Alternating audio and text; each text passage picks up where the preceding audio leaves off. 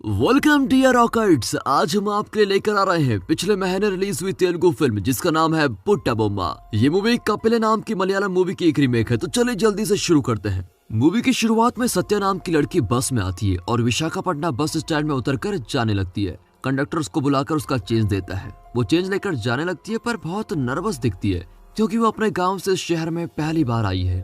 वो अपने फ्रेंड को कॉल करके इन्फॉर्म करती है कि मैं सेफ जगह पहुंच गई हूँ। वो किसी और को भी कॉल करती है लेकिन कॉल कनेक्ट नहीं होता। बस स्टैंड में तरह तरह के लोग होते हैं। एक आदमी किसी का पॉकेट मारकर भागता है, दूसरा आदमी लगेज उठाते हुए सत्या को घूर रहा होता है और पूछता है कि तुम्हें कहाँ जाना है। सत्या डर के मारे कोई जवाब नहीं देती और उस आदमी से दूर चली जाती है, पर वो आदमी अपने दोस्त के साथ उसको फॉलो करता है। सत्या एक पुलिस ऑफिसर को देखती है और उसके पास खड़ी हो जाती है, पर कुछ ही देर में पुलिस ऑफिसर चला जाता है। अब वो दोनों फिर से सत्या को फॉलो करते हैं। सत्या पैसे देकर बस स्टैंड के बाथरूम में चले जाती है और टॉयलेट लॉक करके फिर से किसी नंबर को कॉल करती है, लेकिन वो जिसे कॉल कर रही है वो फोन नहीं उठाता। सत्या यहाँ क्यों आई और ये किसे फोन कर रही है ये हमें फ्लैशबैक में दिखाया जाता है। सत्या और उसकी फ्रेंड दीपा एक छोटे गाँव में अपने पेरेंट्स के साथ रहती है। दोनों किसी काम से टाउन जा रही होती है, पर जाने से पहले सत्या कृष्णा मंदिर में एक गुड़िया रखकर प्रार्थना करती है कि मेरे आने तक इसका ध्यान रखना भगवान। दूसरे गांव में मुरली नाम के ऑटो ड्राइवर को दिखाते हैं जो रोज बच्चों को स्कूल में ड्रॉप करता है और पिकअप करता है। लास्ट मोमेंट में एक औरत कहती है कि आज मेरे बेटे को भी स्कूल छोड़ दो ना, पर मुरली कहता है कि देखो ऑटो ऑलरेडी फुल है, एक्स्ट्रा बच्चे को ले जाना सेफ नहीं होगा। तभी एक आदमी कहता है कि वाह, आजकल ऑटो ड्राइवर्स एक्स्ट्रा पैसे लेके ज्यादा लोगों को लेके जाते हैं, लेकिन तुम तो भाई बहुत अच्छे हो, तुम बच्चों की सेफ्टी का बहुत ध्यान रखते हो। मुरली बच्चों को स्कूल में ड्रॉप कर लेता है। तभी उसे हॉस्पिटल की सवारी मिलती है और वो उस औरत को हॉस्पिटल लेके जाता है। वो गांव में सबकी मदद करता है और सब उसको बहुत इज्जत भी देते हैं। यहाँ सत्या और दीपा टाउन जाकर ब्लाउज पीसेस वगैरह खरीद कर लेके आती है। फिर दीपा सत्या का मोबाइल लेकर अपने लवर से बातें करने लगती है। सत्या कहती है कि बात बंद करो और जल्दी चलो वरना मेरे पापा डांटेंगे। देख सत्या, मेरे पास फोन होता तो मैं तुझसे क्यों मांगती, थोड़ी देर मुझे अपने लवर से बात करने देना। जब तुझे प्यार होगा तब तुझे पता चलेगा कि कॉल काटना कितना मुश्किल होता है।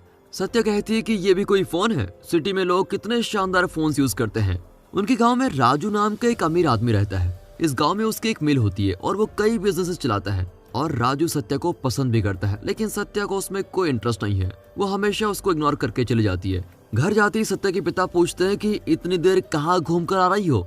लगता है वो बहुत ही स्ट्रिक्ट टाइप के इंसान है। यहाँ मुरली के दोस्त शराब पीकर जुआ खेलते हैं और मुरली को भी बुलाते हैं, लेकिन वो कह देता है कि भाई मैं सिर्फ मेहनत की कमाई पे खुश हूँ। अगली सुबह दीपा अपनी भाभी का एंड्रॉइड फोन लेकर सत्या के घर आती है, पर सत्या के पापा फोन छीन कर कहते हैं कि फोन की वजह से कई मुसीबतें खड़ी हो सकती हैं। सत्या से मिल लो और जाते वक्त मुझसे अपना फोन ले लेना। अब दीपा सत्या से कहती है कि मैं तुम्हें कैमरा फोन दिखाने आई थी, लेकिन तुम्हारे पापा ने तो फोन ले ही लिया। सत्या उसको एक लीफलेट दिखाकर कहती है कि इस नए शोरूम में एंड्रॉइड फोन 7,000 में बिक रहा है। मैंने 5,000 जमा कर लिए हैं और बाकी के पैसे जमा करके मैं कैमरे वाला फोन खरीदूंगी। कुछ देर बाद सत्या मंदिर के लिए निकलती है। उसके पापा ने उसका फोन छुपा रखा था, लेकिन वो ढूंढ निकालती है। जाने से पहले उसकी माँ उसे एक कस्टमर को कॉल करके इन्फॉर्म करने को कहती है कि उनका ब्लाउज तैयार हो गया है।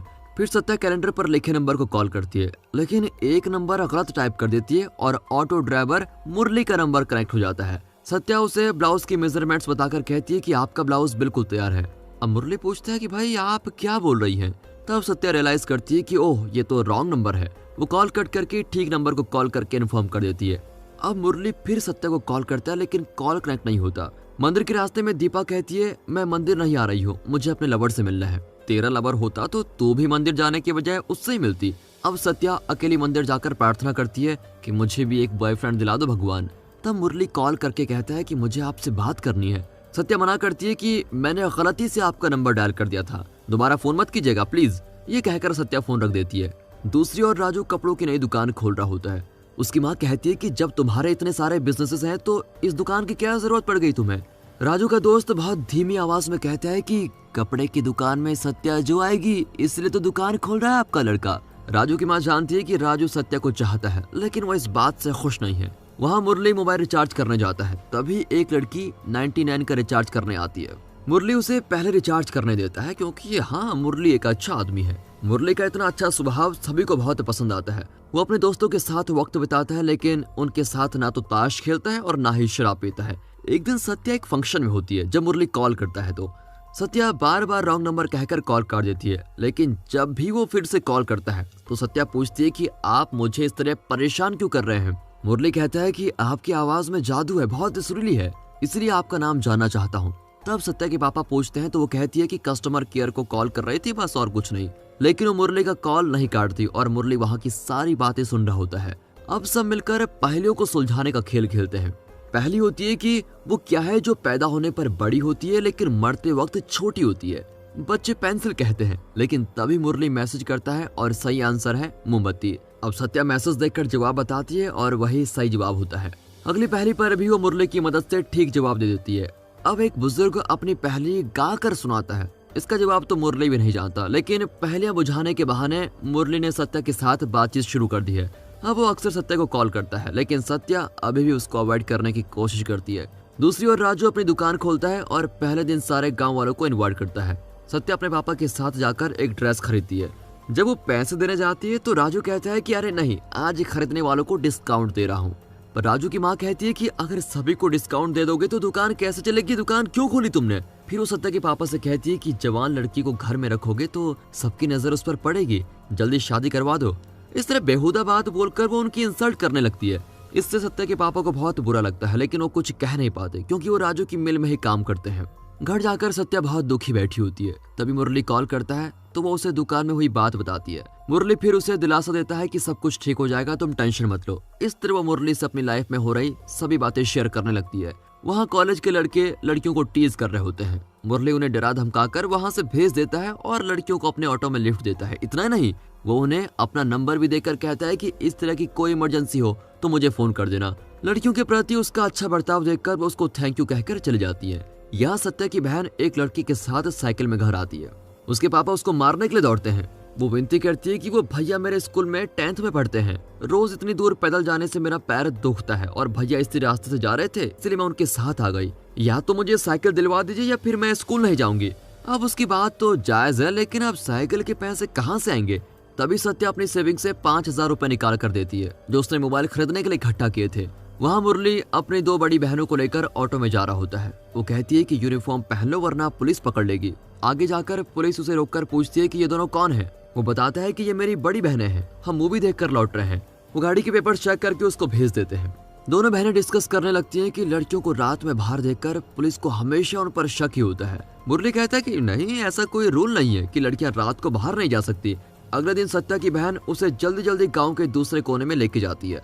वहाँ राजू की दुकान का एक बैनर लगा होता है जिसमें सत्या की फोटो होती है।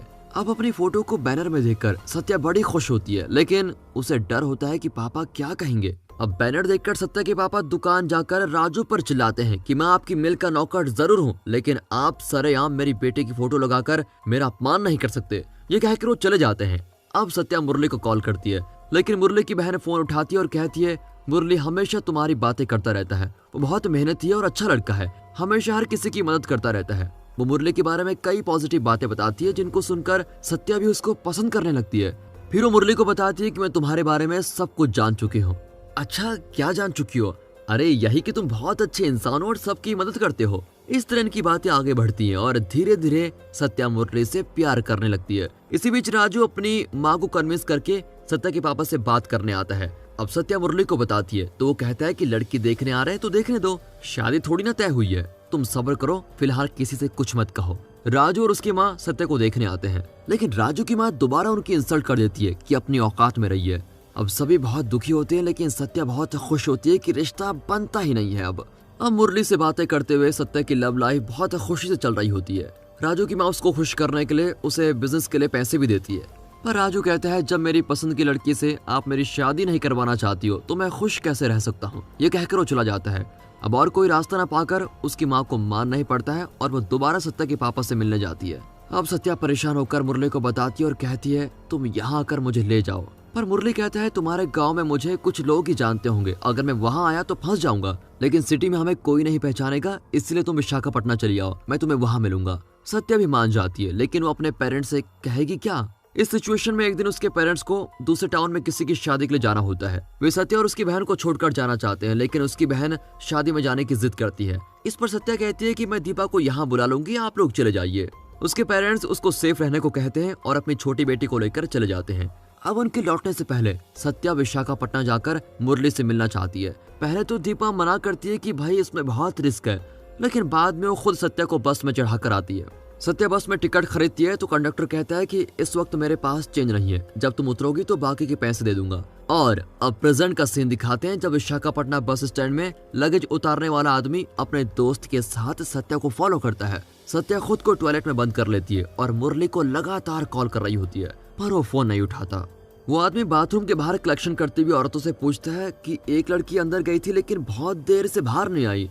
वो औरत अंदर जाकर दरवाजा पीटती है कि जल्दी बाहर आओ। सत्या मुरली को कॉल करती रहती है लेकिन वो फोन नहीं उठाता। बहुत कोशिश करने के बाद आखिर वो कॉल आंसर करता है। सत्या कहती है कि मैं कब से बस स्टैंड में हूँ, तुम कहाँ पर हो? वो कहता है कि मैं 2 मिनट में पहुंच जाऊंगा। अब सत्या को तसल्ली होती है और वो बाहर आ जाती है। अब वो दोनों आदमी फिर से सत्या के पीछे आने लगते हैं। तभी कोई सत्या के कंधे पर हाथ रखता है। इसका नाम रामकृष्णा है लेकिन सब इसे आरके कहते हैं। आरके को देखकर दोनों आदमी डर के मारे भाग जाते हैं। अब सत्या आरके को मुरली समझकर डांटती है कि इतनी देर से फोन क्यों नहीं उठाया तुमने, मुझे बहुत प्यास लगी है। आरके उसको एक दुकान में ले जाकर पानी दिलाता है, फिर वो मुरली का मोबाइल स्विच ऑफ कर देता है। अब मुरली का मोबाइल आरके के हाथों में कैसे आया, इसके लिए फ्लैशबैक में आरके का कैरेक्टर दिखाते हैं। एक आदमी एक बुजुर्ग दुकानदार से ठंडा पानी मांगता है। वो फ्रिज से पानी निकाल कर देते हैं लेकिन वो कहता है ये ठंडा नहीं है। ये कहकर वो बोतल फेंक देता है और बुजुर्ग को बहुत परेशान करने लगता है। तभी आरके ग्लास बोतल निकालकर उसको खूब पीटता है और वहां से भगा ही देता है। बुजुर्ग कहता है कि अच्छा हुआ बेटा, तुमने मुझे बचा लिया। अब आरके उनको डांटता है कि दुकान खोलकर बैठ गए और फ्रिज में ठंडा पानी भी नहीं है। ये कहकर वो मंदिर के पीछे एक जगह पर जाता है और अपने दोस्तों के साथ जुआ खेलने लगता है। तभी पुलिस को देखकर सभी भाग जाते हैं। दरअसल आरके कोई काम नहीं करता और सारा दिन इसी तरह जुआ लड़ाई झगड़ा करता रहता है। अगली सुबह वो अपने चाचा से पैसे मांगता है लेकिन वो मना कर देते हैं। आरके अपने दोस्त से पैसे मांगता है लेकिन उसकी माँ डांटती है, तुम कोई ढंग की नौकरी कर लो वरना लड़की वाले उसकी शादी कहीं और ही कर देंगे। अब आरके का दोस्त पूछता है कि कल रात जुए में जीते हुए पैसे कहाँ गए? आरके कहता है यार मैंने सारे शराब में उड़ा दिए। अब उसका दोस्त कहता है कि तू कोई नौकरी क्यों नहीं कर लेता? हाँ यार मैं तैयार तो हूँ लेकिन वो लोग सिर्फ 20,000 रुपए सैलरी दे रहे हैं, लेकिन मैं औरतों की चेन काटकर एक दिन में 2 लाख रुपए कमा सकता हूँ, चलोगे मेरे साथ? अब उसकी बात सुनकर उसका दोस्त बहुत घबरा जाता है। अब आरके बस स्टॉप में एक औरत को देखता है जिसने गोल्ड चेन पहनी होती है। वो एक बस में चढ़ जाती है और आरके बस को फॉलो करके उसको रोक लेता है। बाकी पैसेंजर्स उस लड़की से कहते हैं ये रोज की मुसीबत बन गई है, तुम उस लड़के से बात क्यों नहीं करती? वो लड़की उतरकर आरके के पास आती है और बात करने लगती है। तब पता चलता है कि ये उसकी लवर नव्या है। आरके अपने दोस्त से मजाक कर रहा था कि मैं चेन स्नेचर हूँ, दरअसल वो नव्या से मिलने आया था। नव्या डांटती है कि आखिर तुम्हारी प्रॉब्लम क्या है? वो कहता है मुझे पेट्रोल के लिए पैसे चाहिए। नव्या कहती है कि कॉलेज के दिनों में तुम ऐसे नहीं थे, अब क्या हो गया? अरे कॉलेज में तुम बिना पूछे मुझे पैसे दे देती थी ना, लेकिन अब देखो अब पैसों के लिए मुझे तुम्हारा पीछा करना पड़ता है। आरके तुम कभी नहीं सुधरोगे। ये कहकर वो बेचारी अपने सोने की अंगूठी उसको दे देती है। इनके बीच प्रॉब्लम्स तो है लेकिन फिर भी इनका प्यार और अंडरस्टैंडिंग कम नहीं हुए हैं। आरके अंगूठी गिरवी रखकर अपनी जरूरतें पूरी कर लेता है। अब रात को नव्या कॉल करके डांटती है, अगर इस तरह आवारागर्दी करते रहे तो मेरे घर वाले मेरी शादी किसी और से करवा देंगे, पहले बता दे रही हूँ। अरे तुम फिक्र मत करो नव्या, कल मैं एक इंटरव्यू देने जा रहा हूँ, मुझे वो नौकरी जरूर मिलेगी। अगले दिन आरके इंटरव्यू देने जाता है और जब उसकी बारी आती है तो वो बड़े एटीट्यूड के साथ जाकर बैठ जाता है। वे कहते हैं कि तुम्हारा रेज्यूमे बहुत इंप्रेसिव है लेकिन इतने दिन तुमने जॉब क्यों नहीं की? एक्चुअली सर क्योंकि मुझे अच्छी सैलरी चाहिए। अब वो लोग कहते हैं कि हम तुम्हें अच्छी सैलरी देंगे लेकिन तुम्हें 4 लाख रुपए डिपॉजिट करना होगा। ये सुनकर आरके बाहर चला जाता है और अपने दोस्त को कॉल करके बताता है। दोस्त कहता है कि तुम साहिल से मिलो, वो तुम्हें 4 लाख दे सकता है। इसके बाद ही आरके बस स्टैंड पहुंचता है और अब प्रेजेंट में सत्या बाथरूम से बाहर आती है और इसी बीच यहाँ कोई झगड़ा हुआ था और मुठभेड़ में मुरली का मोबाइल नीचे गिर गया था। उसे एक लड़का चुरा कर लेके जाता है। आरके उस लड़के को पकड़कर मोबाइल ले लेता है और तभी उस पर सत्या का कॉल आता है और इस तरह वो सत्या से मिलता है।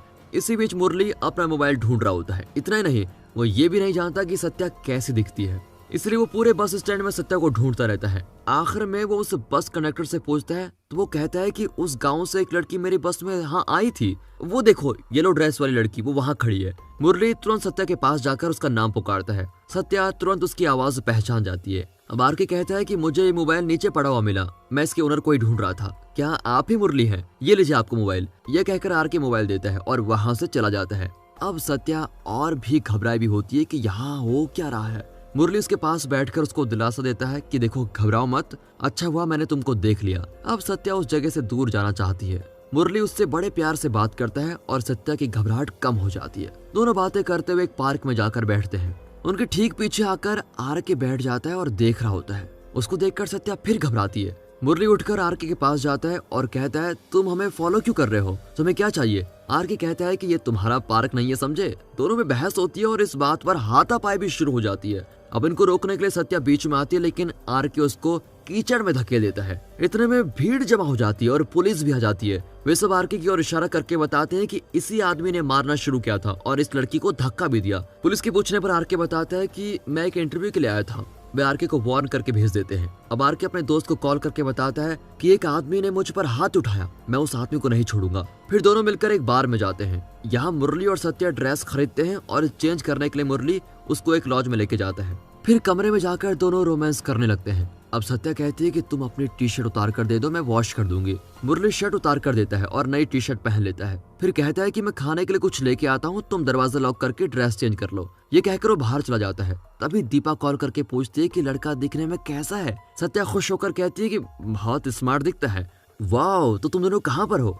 हम अभी एक लॉज के कमरे में हैं। तुम लॉज में क्यों गई? डरने की बात नहीं है दीपा, वो बहुत अच्छा लड़का है, मेरे लिए खाना लेने गया है। तभी कोई दरवाजा खटखटाता है। सत्या दरवाजा खोलती है तो एक औरत अंदर आती है और फ्रेंडली तरीके से पूछती है कि तुम कहाँ से हो, मुरली से कैसे मिली वगैरह वगैरह। इसी बीच आरके मुरली को एक ऑटो में जाते हुए देख लेता है और ऑटो को फॉलो करने लगता है। अगले सीन में मुरली लॉज में जाता है और कमरे में उस औरत को देखकर सत्या को बताता है कि ये मेरी बहन की फ्रेंड है। फिर वो उस औरत को बाहर लेके जाता है और डांटता है कि तुम यहाँ क्यों आई? मैंने कितनी बार कहा था कि ठीक वक्त आने पर मैं खुद लड़की को तुम्हारे पास लेके आऊंगा। दरअसल ये औरत इस लॉज की ओनर है और मुरली किसी दूसरे मकसद से सत्या को इस लॉज में लाया है। यहाँ आरके उस ऑटो ड्राइवर को रोकता है जिसने मुरली को लॉज में ड्रॉप किया था। फिर ड्राइवर उस लॉज का नाम बता देता है। अब आरके और उसका दोस्त उस लॉज के लिए निकलते हैं। यहाँ सत्या कमरे के अंदर मुरली और उस औरत की बातें सुन लेती है। जब मुरली उस औरत को भेजकर अंदर आता है तो सत्या कहती है मुझे अभी यहाँ से जाना है।